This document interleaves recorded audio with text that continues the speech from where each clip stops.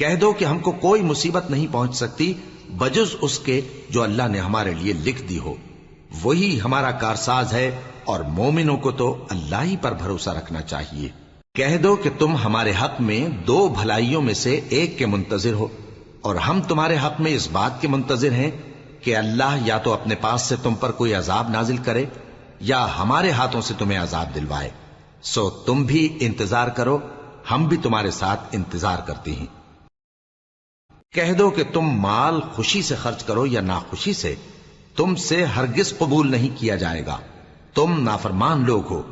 اور ان کے خرچ کیے ہوئے مالوں کے قبول ہونے سے کوئی چیز مانے نہیں ہوتی سوائے اس کے کہ انہوں نے اللہ سے اور اس کے رسول سے کفر کیا، اور نماز کو آتے ہیں تو سست و کاہل ہو کر، اور خرچ کرتے ہیں تو ناخوشی سے۔ بس تم ان کے مال اور اولاد سے تعجب نہ کرنا، اللہ چاہتا ہے کہ ان چیزوں سے دنیا کی زندگی میں ان کو عذاب دے، اور جب ان کی جان نکلے تو اس وقت بھی یہ کافر ہی ہوں، اور اللہ کی قسمیں کھاتے ہیں کہ وہ تمہیں میں سے ہیں، حالانکہ وہ تم میں سے نہیں ہیں۔ اصل یہ ہے کہ وہ ڈرپوک لوگ ہیں۔ اگر ان کو کوئی بچاؤ کی جگہ جیسے قلعہ یا غار یا زمین کے اندر گھسنے کی جگہ مل جائے تو اسی طرف رسیاں توڑاتے ہوئے بھاگ جائیں، اور ان میں بعض ایسے بھی ہیں کہ تقسیم صدقات میں تم پر تانا زنی کرتے ہیں۔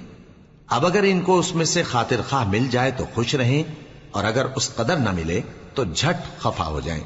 اور اگر وہ اس پر خوش رہتے جو اللہ اور اس کے رسول نے ان کو دیا تھا، اور کہتے کہ ہمیں اللہ کافی ہے، اور اللہ اپنے فضل سے اور اس کے پیغمبر اپنی مہربانی سے ہمیں پھر دے دیں گے، اور ہمیں تو اللہ ہی کی رضا مطلوب ہے، تو ان کے حق میں بہتر ہوتا۔ صدقات یعنی زکوٰۃ و خیرات تو مفلسوں اور ناداروں اور کارکنان صدقات کا حق ہے، اور ان لوگوں کا جن کے دل جیتنا منظور ہے، اور غلاموں کے آزاد کرانے میں، اور قرض داروں کے قرض ادا کرنے میں، اور اللہ کی راہ میں، اور مسافروں کی مدد میں بھی یہ مال خرچ کرنا چاہیے۔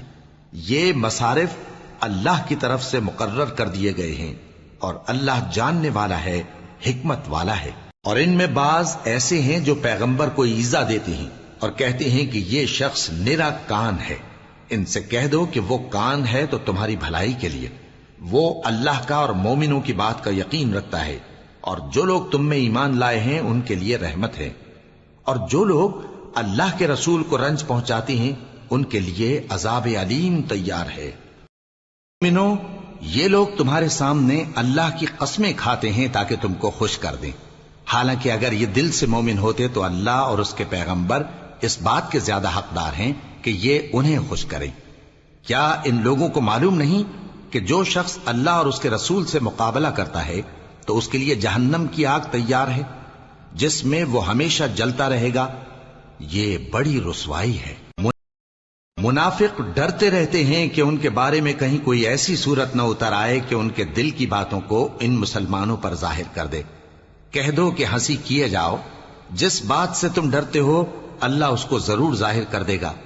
اور اگر تم ان سے اس بارے میں دریافت کرو تو کہیں گے کہ ہم تو یوں ہی بات چیت اور دل لگی کرتے تھے۔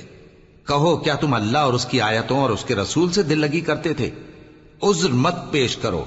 تم ایمان لانے کے بعد کافر ہو چکے ہو۔ اگر ہم تم میں سے ایک جماعت کو معاف کر دیں تو دوسری جماعت کو سزا بھی دیں گے، کیونکہ وہ گناہ کرتے رہے ہیں۔ منافق مرد اور منافق عورتیں ایک دوسرے کے ہم جنس یعنی ایک ہی طرح کے ہیں کہ برا کام کرنے کو کہتے اور نیک کاموں سے منع کرتے اور خرچ کرنے سے ہاتھ بند کیے رہتے ہیں۔ انہوں نے اللہ کو بھلا دیا تو اللہ نے ان کو بھلا دیا، بے شک منافق نافرمان ہیں۔ اللہ نے منافق مردوں اور منافق عورتوں اور کافروں سے آتش جہنم کا وعدہ کیا ہے جس میں وہ ہمیشہ جلتے رہیں گے، وہی ان کو کافی ہے، اور اللہ نے ان پر لعنت کر دی ہے اور ان کے لیے ہمیشہ کا عذاب تیار ہے۔ تو تم منافق لوگ ان لوگوں کی طرح ہو جو تم سے پہلے ہو چکے ہیں، وہ تم سے زیادہ طاقتور اور مال و اولاد میں کہیں زیادہ تھے، تو وہ اپنے حصے سے فائدہ اٹھا چکے، سو جس طرح تم سے پہلے لوگ اپنے حصے سے فائدہ اٹھا چکے ہیں اسی طرح تم نے اپنے حصے سے فائدہ اٹھا لیا، اور جس طرح وہ باطل میں ڈوبے رہے اسی طرح تم باطل میں ڈوبے رہے۔ یہ وہ لوگ ہیں جن کے اعمال دنیا اور آخرت میں ضائع ہو گئے، اور یہی نقصان اٹھانے والے ہیں۔ کیا ان کو ان لوگوں کے حالات کی خبر نہیں پہنچی جو ان سے پہلے تھے، یعنی نوح اور عاد اور سمود کی قوم اور ابراہیم کی قوم اور مدین والے اور الٹی ہوئی بستیوں والے؟ ان کے پاس پیغمبر نشانیاں لے کر آئے، اور اللہ تو ایسا نہ تھا کہ ان پر ظلم کرتا، لیکن وہی اپنے آپ پر ظلم کرتے تھے۔